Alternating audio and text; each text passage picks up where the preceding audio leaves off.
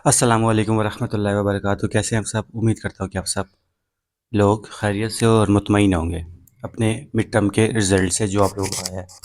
Mid term में तो सारे पास हो गए, फेल तो कोई भी नहीं होगा, ठीक है ना? क्योंकि मैंने तैयारी आप लोगों की इतनी अच्छी कराई है, फिर भी कोई फेल हुआ हो तो फिर मज़ा तो चस तो नहीं आई। तो खैर चैनल को सब्सक्राइब कर लो। वही हूँ सेट के इस चैनल पे आपको व्यू से रिलेटेड कोई भी टिक्की सी भी इन्फॉर्मेशन है वो भी आपको मिलेगी, ठीक है?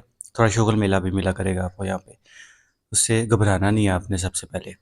तो चैनल को उम्मीद करता हूँ सब्सक्राइब कर लिया होगा। फाइनल टर्म के पेपर पैटर्न सिलेबस से रिलेटेड आज हम इस वीडियो में डिस्कस करेंगे और पासिंग मार्क्स से रिलेटेड हम डिस्कस करेंगे कितने वाला पार्ट्स है।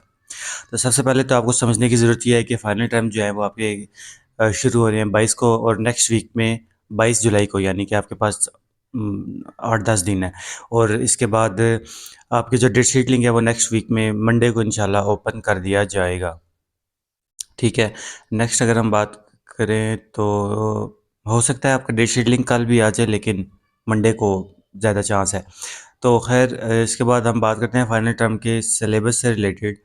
तो फाइनल टर्म का सिलेबस जो है वो मिड टर्म, लेट्स सपोज अगर आपके 45 लेक्चर्स हैं ना, 45 में से पहले लेक्चर से लेकर 18वें लेक्चर तक, यानी 1 टू 18 लेक्चर्स आपका मिड टर्म में आ चुका है, तो फिर वो वाला मिड टर्म का जो पोर्शन है वो फाइनल टर्म में इंक्लूड नहीं होगा। फाइनल टर्म का जो पेपर है वो सिर्फ 19 चैप्टर से लेकर 45 चैप्टर तक आएगा आपका, ठीक है। इसी तरह जो CS 101 है या जो मॉड्यूल्स हैं जिस सब्जेक्ट के, तो वो मॉड्यूल्स जो है वो आई थिंक 98 मॉड्यूल से लेकर आगे 160 तक के जितने भी मॉड्यूल्स हैं वहाँ तक आएगा। बहरहाल आप ये जहन में रखें कि जो मिड टर्म में जिस जिस लेसन का आपने मिड टर्म में एग्ज़ाम दे दिया है वो वाला फाइनल टर्म में इंक्लूड नहीं होगा। फाइनल टर्म का मिड टर्म से नेक्स्ट वाला पोर्शन जो है वो आपका इंक्लूड है। नोटिफिकेशन भी आपको आ गया होगा उम्मीद करता हूँ, ठीक है।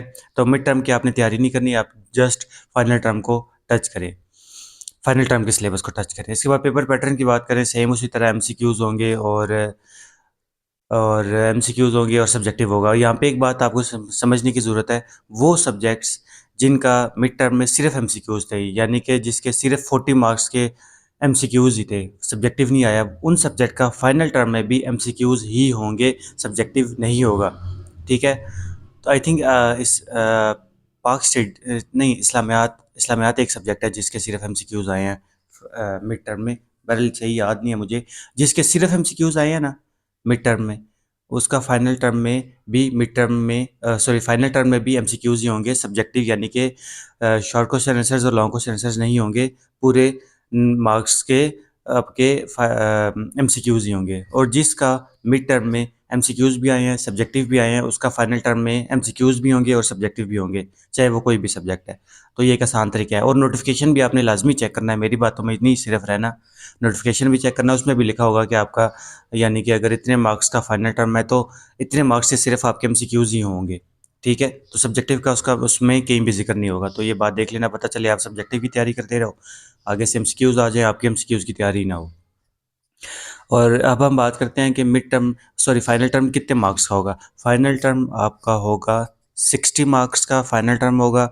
और 90 मिनट्स आपको दिए जाएंगे, यानी कि 1.5 घंटा होगा आपके पास फाइनल टर्म को अटैम्प्ट करने का, पेपर्स के अटैम्प्ट करने का, एग्ज़ाम को अटैम्प्ट करने का। और 60 मार्क्स का आपका पेपर होगा, जिसमें हाफ मार्क्स का 38 मार्क्स के या 40 मार्क्स के आपके MCQs होते हैं। बाकी आपका सब्जेक्टिव होता है, जिसमें 5 मार्क्स के 2 क्वेश्चन होते हैं लॉन्ग, यानी 10 नंबर ये हो गए, और 4 क्वेश्चन होते हैं शॉर्ट 3-3 नंबर के, तो 12 नंबर ये हो गए। 12 और 10 कितने हो गए? 22 नंबर, यानी कि 22 नंबर का आपका हो गया सब्जेक्टिव। तो इसके बाद आपका 38 मार्क्स का हो जाएंगे MCQs। इसी तरह MCQs में भी आपको 7 नंबर्स की चॉइस होगी, 7 मार्क्स के आपको चॉइस होगी, और उसमें से बेस्ट वाले MCQs आपके कंसीडर किए जाएंगे। इसी तरह जो आपका सब्जेक्टिव है, इसी तरह सब्जेक्टिव में भी आपको चॉइस होगी।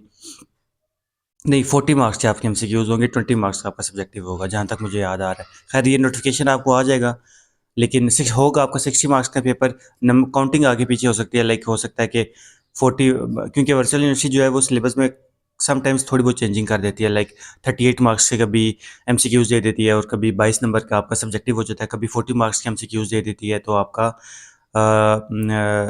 20 मार्क्स का जो है वो सब्जेक्टिव हो जाता है, या फिर आपका कभी कभी 30 मार्क्स के एमसीक्यूज होते हैं और 30 मार्क्स के ही सब्जेक्टिव होते हैं। तो ये आपको जब नोटिफिकेशन आएगा तभी पता चलेगा। बहरहाल पेपर आपका जो है फाइनल टर्म का वो आई थिंक 60 मार्क्स का ही होगा, और क्योंकि लास्ट 60 मार्क्स का ही चलता आ रहा है, तो ये काउंटिंग थोड़ी आगे पीछे हो सकती है। बहरहाल आपने एमसीक्यूज़ की ज़्यादा तैयारी करनी है, क्योंकि एमसीक्यूज़ वाला पोर्शन ज़्यादा होता है फाइनल टर्म में। एमसीक्यूज़ अगर आप अच्छे तैयार कर लें तो आपको सब्जेक्टिव की तरफ ज़्यादा जानने की ज़रूरत नहीं होती। तो अगर पासिंग मार्क्स की बात करें तो पासिंग मार्क्स आपको 60 में से एटलीस्ट, अगर आप 20% मार्क्स तो लेना मस्ट है। तो 60 में से 60 में से आपको तकरीबन 15 नंबर आपको लेंगे तो आपकी 20% मार्क्स वाला क्राइटेरिया मीट होगा। ठीक है, मतलब 13 से 15 मार्क्स, 13 टू 15 मार्क्स लेंगे आप, पास होंगे। इसके बाद आपने वर्चुअल यूनिवर्सिटी का क्राइटेरिया भी मीट करना है, लाइक 50%। आपने टोटल एवरेज मार्क्स भी लेने हैं 50%। तो उसके लिए आपको, अगर आपका फाइनल टर्म गंदा हुआ हुआ है, लाइक आप बिल्कुल एंड से पास हुए हुए हैं, नुक्कर से पास हुए हुए हैं, आपका मिड टर्म में 20% यानी कि 8-10 नंबर आए हुए हैं, तो फिर आपको फाइनल टर्म में एट लीस्ट आपको 30 मार्क्स लेने की ज़रूरत है। 60 में से 30 मार्क्स लेंगे यानी कि हाफ मार्क्स लेंगे, देन जाके आप जो है वो उस सब्जेक्ट में पास होंगे। जिसका मिड टर्म अच्छा हुआ है, लाइक 80% मार्क्स हैं जिसके मिड टर्म में, वो फाइनल टर्म में लाइक 22-25 मार्क्स भी ले लेना तो वो पास हो जाएगा, लेकिन वो अच्छे नंबर ले अपने सीजीपीए को इम्प्रूव करने के लिए। तो उम्मीद करता हूँ कि आपको ये चीज़ें समझ आ चुकी होंगी। बस एक सिंपल सा क्राइटेरिया, अगर मिड टर्म में आपके मार्क्स कम है तो फाइनल टर्म में आपको मेहनत ज़्यादा करने की ज़रूरत है और 30 प्लस मार्क्स लेने की ज़रूरत है। और मिड टर्म का चूँकि वेटेज भी ज़्यादा है, 60% में वेटेज है मिड टर्म का, फाइनल का तो टोटल 20% वेटेज है, 8-10 नंबर बनते हैं, उसका आपने क्या करना है। तो अगर आपकी असाइनमेंट जीडीपीज़ भी गंदी हुई हैं तो फिर फाइनल टर्म में आपको 35 मार्क्स लेने की ज़रूरत है, 35 टू 40।